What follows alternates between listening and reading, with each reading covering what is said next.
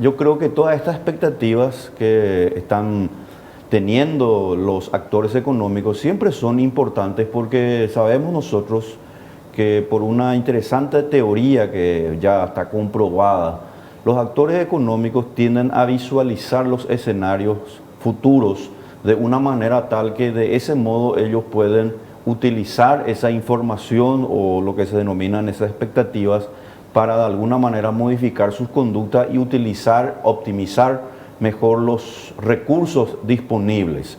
Ahora bien, esta encuesta sobre la expectativa tiene a mi modo de ver un gran tema que no podemos soslayar y es el referido precisamente al déficit fiscal. Es cierto, el déficit fiscal llegó a trepar al 6,2%, es decir, gastamos más de lo que recaudamos. Y ahora recientemente, ayer te estaba escuchando justamente, Gladys, que tuvimos un superávit importante del 0,1% del Producto Interno Bruto, lo que también es una noticia positiva. Ahora bien, ¿cuál es el problema que nosotros estamos teniendo con el déficit? Que el déficit básicamente está siendo representado por el endeudamiento.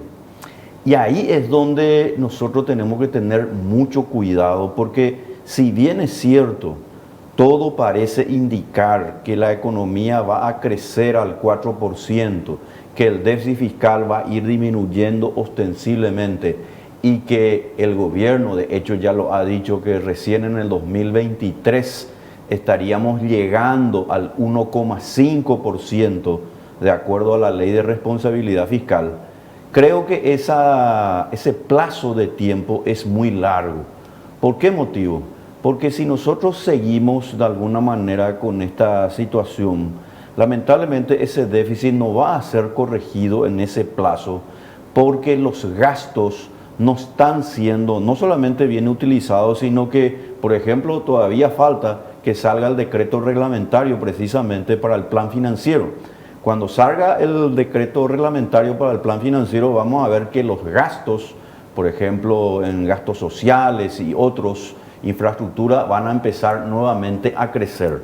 En consecuencia, el gasto público y el endeudamiento están empezando a golpear muy fuertemente el tema del déficit.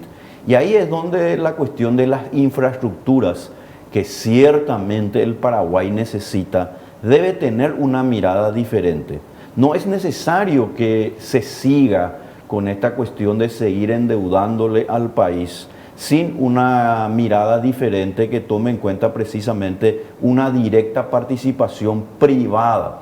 De manera que esos bonos o ese dinero que sale precisamente al mercado internacional para captar más empréstitos no se convierta en una dependencia, porque realmente si vamos a ir por eso, la cantidad de millones de dólares que se necesitan para colocarle al país en una situación, digamos, de cierto nivel estándar es todavía muy alto. En consecuencia, el déficit fiscal se corresponde a una economía que no está sana y más todavía se vuelve una cuestión nada sana cuando ese déficit fiscal en realidad está representando un endeudamiento. Es decir, hoy el déficit fiscal está representado por ese gasto, mal gasto y ese endeudamiento.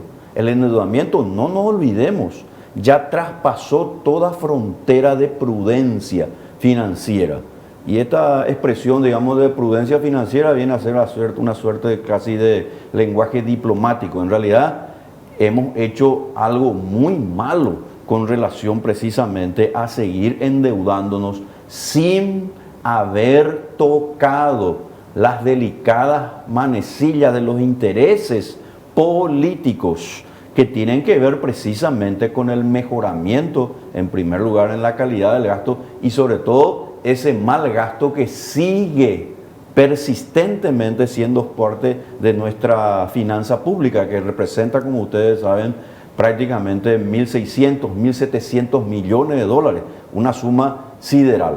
De manera que nosotros no podemos desconsiderar que para que exista una economía sana, una de las variables es que los ingresos realmente se realicen en base a lo que se denomina la recaudación tributaria y no solamente a través de un dinero que ciertamente después se tiene que volver a pagar, que deviene, como sabemos, de los endeudamientos. Eso por un lado.